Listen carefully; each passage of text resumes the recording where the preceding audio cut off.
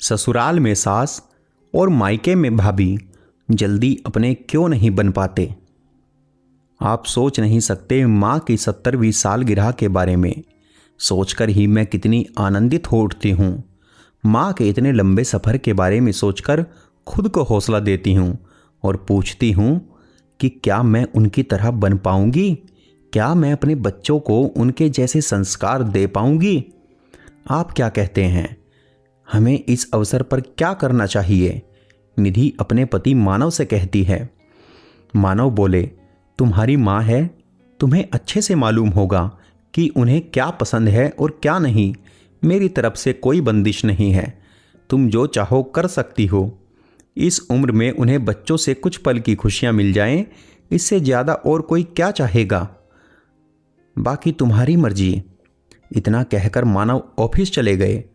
इधर निधि माँ की सालगिरह की प्लानिंग करने लगी। मानव के जाते ही निधि की सास ललिता जी आई और बोली, क्या बात बहू, बहुत खुश दिख रही हो। जब निधि ने अपने मन की बात बताई तो ललिता जी बोली, अपनी माँ का जन्मदिन, अपने भतीजे का जन्मदिन तुम्हें सब याद रहता है। ससुराल के रिश्तों के बारे में भी कभी सोच लिया करो। मायके वाले तो 20-25 साल करके लड़की को विदा कर देते हैं, उसके बाद वो ससुराल वालों की ही हो जाती है, शायद तुम भूल रही हो। निधि मुस्कुराई और बोली, मम्मी जी शायद आप भूल रही हैं, जहाँ आज मैं हूँ वहाँ कल आप थी। क्या विदाई के बाद माँ से लड़की का रिश्ता टूट जाता है।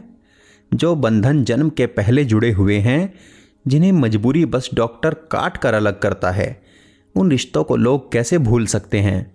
खैर, इसमें आपकी कोई गलती नहीं। ससुराल में सास और मायके में भाभी अपने होते हैं, पर थोड़ा वक्त लगता है।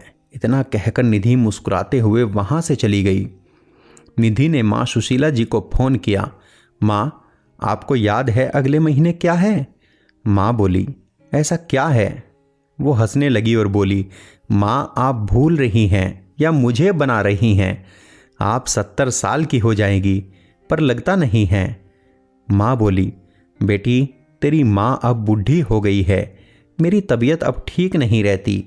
अब तो मैं चीज़ों को भी भूलने लगी हूँ, और इन सब बातों को मैं कब का भूल गई हूँ। निधि बोली, कोई बात नहीं, अब आपके जन्मदिन को धूमधाम से मनाएंगे और सब मिलकर उसे सेलिब्रेट भी करेंगे। सुशीला जी बोली, बेटा क्यों परेशान होती हो, तुम अपनी भाभी के स्वभाव को जानती हो, और मेरी ऐसी हालत नहीं कि मैं कहीं आ जा सकूं। रहने दो, क्यों इन बातों में अपना वक्त और पैसा खर्च करती हो। बेटी भी अब अनुभवी हो चुकी थी, क्योंकि वो भी बड़े परिवार के बीच में रहती थी। वो बोली, माँ मैं सबके स्वभाव को जानती हूँ, परंतु इसका ये मतलब तो नहीं कि आप खुशियों को मनाना ही भूल जाएं। उन्हें आने तो दो अपने दरवाजे तक, बाद की बाद में देखेंगे, आप चिंता मत करो। निधि की उत्सुकता और खुशी को देखकर माँ ने कुछ नहीं बोला और बात करके उसने फ़ोन रख दिया। कुछ रोज़ बाद निधि ने अपने भाई अजय को फ़ोन किया। भैया बिजी तो नहीं हो। भाई बोला, नहीं छोटी, तेरे लिए क्यों बिजी रहूँगा, बोलना। वो बोली, अगले महीने का उत्सव याद है ना। वो बोला, क्या है अगले महीने। निधि बोली, यह गलत बात है। हम लोग अपनी सारी खुशियों की तारीख याद रखते हैं और माँ बाप की खुशियों की तारीख को भूल जाते हैं। भाई के पूछने पर निधि ने याद दिलाया तो भाई को भी बुरा लगा कि वो भी भूल गया था। दोनों भाई बहन ने प्लान किया कि माँ के जन्मदिन को खूब धूमधाम से मनाएंगे, क्योंकि पापा के जाने के बाद माँ खुशियों में शामिल होना ही छोड़ चुकी थी। तो इस बार उनके जानने वालों को भी बुलाएंगे। समय बीता और सालगिरह की तारीख करीब आई। निधि पूरे परिवार के साथ अपने मायके आई। रेनू भाभी का स्वभाव थोड़ा अलग था। 1-2 दिन तो ठीक रही, पर जब दोनों भाई बहन के प्लान के बारे में उसे पता चला तो वो झूठी हंसी दिखाकर और अजय से नाराज होकर अपने कमरे में चली गई। उसे मनाने के लिए अजय भी पीछे पीछे गया तो रेनू बोली, अजय तुमने मुझे पहले यह सब क्यों नहीं बताया, और इस उम्र में क्या वो सालगिरह की पार्टी मनाएंगी। मैं जब कुछ बोलती हूँ तो तुम कहते हो बहुत खर्चा होगा, अब क्या हुआ। अजय बोला, धीरे बात करो, ये सारी प्लानिंग निधि की है। मैं कितना खर्च करना चाहता था, पर उसने मुझे कुछ भी नहीं करने दिया। मुझे खुद पर शर्म आ रही है कि मैं इतना पैसा कमाता हूँ, परंतु उन पैसों से अपनी माँ की खुशियों को भी नहीं खरीद पाता हूँ। ऐसा नहीं था कि निधि उस जगह से अनजान थी। पूरा बचपन उसी जगह उसने बिताया था। उसने अपने कुछ रिश्तेदारों को भी न्योता दिया और सारी तैयारी उसने खुद की थी। माँ की ऐसी हालत नहीं थी कि वो कुछ समझ पाती। कभी कभी तो सबको पहचानने से भी इनकार कर देती थी। निधि की माँ को नीला रंग बहुत पसंद था। उसने अपनी माँ को नीले रंग की साड़ी पहनाई। माँ ने कहा, इस उम्र में मुझे नीला रंग क्यों पहना रही हो? वो बोली, माँ, हर रंग को जीवन में आने दो और खुशियों को हमें भी अपने तरीके से मनाने दो। आपने कितने साल हमारे जन्मदिन और हमारी शादी की सालगिरह मनाई, फिर हमारा भी तो कुछ फर्ज बनता है। और पापा के जाने के बाद कितने दिनों बाद आपके चेहरे पर यह खुशी आई है। पूरे परिवार के सामने माँ ने अपने बच्चों का हाथ पकड़कर केक काटा। तालियों की गूंज से माँ के चेहरे पर जो खुशी थी, उसे बेटी अपनी आंखों में समेट लेना चाहती थी। जहां सभी लोग इतनी खुशियां मना रहे थे, वहीं रेनू अजय से बोली, इतना आडंबर दिखाने की क्या जरूरत थी? क्या इनकी उम्र है ये सब करने की? अपनी माँ को तो देखो, नीली साड़ी में खुद को क्या नई नवेली दुल्हन समझ रही हैं।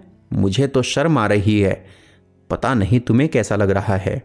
अजय बोला, कभी कभी दूसरों की खुशियों में भी शामिल होना सीखो, वरना जीवन भर यूं ही कोने में खड़ी बड़बड़ाती जाओगी। अजय और उसकी पत्नी ने ध्यान नहीं दिया कि वहीं पीछे मानव मेहमानों के साथ खड़े थे, जो सब सुन रहे थे। वो मेहमानों से थोड़ा वक्त लेकर भैया भाभी के पास आए और बोले, भाभी, आप अपनी ज़िंदगी में खुश हैं, ये देखकर मुझे बहुत खुशी होती है। परंतु पापा जी के जाने के बाद ऐसा क्या हो गया कि निधि की माँ खुशियाँ नहीं मना सकती हैं? अजय बोला, अरे मेहमान जी, इनकी बातों पर ध्यान न दें, इसी कारण से तो ये अपनी खुशियों को भी नहीं जी पाती हैं। रेनू बोली, अगर आप भी यही सोचते हैं तो मैं क्या कह सकती हूँ, और आप मुझे यहाँ बेइज्जत करने के लिए लाए हैं, तो मुझे इन सब की खुशियों में शामिल नहीं होना है। और वो जाने लगी, तभी सुशीला जी वहाँ आई। सभी मेहमानों से मिलाते हुए सुशीला जी बोली, देख बहू, ये सब तुमसे मिलने आए हैं। आज मैं अगर ठीक ठाक और खुश हूँ तो मेरी बहू की बदौलत से हूँ। आज मुझे इतनी खुशी मिली है जो तुम बच्चों की वजह से। मेरा आशीर्वाद है कि तुम भी अपनी 100वीं सालगिरह मनाओ। अपनी सास के मुंह से ऐसी बातें सुनकर रेनू को एहसास हुआ कि वो उनके बारे में कितना गलत सोचती थी, और वो झोली भर भर के उसे आशीर्वाद दे रही है।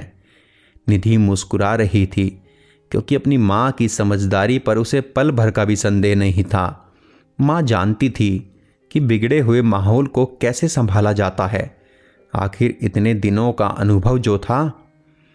निधि को देखकर सुशीला जी मुस्कुराई तो निधि उनके पास आकर बोली, माँ, क्या आपके जैसी अनुभवी कभी मैं भी हो पाऊंगी?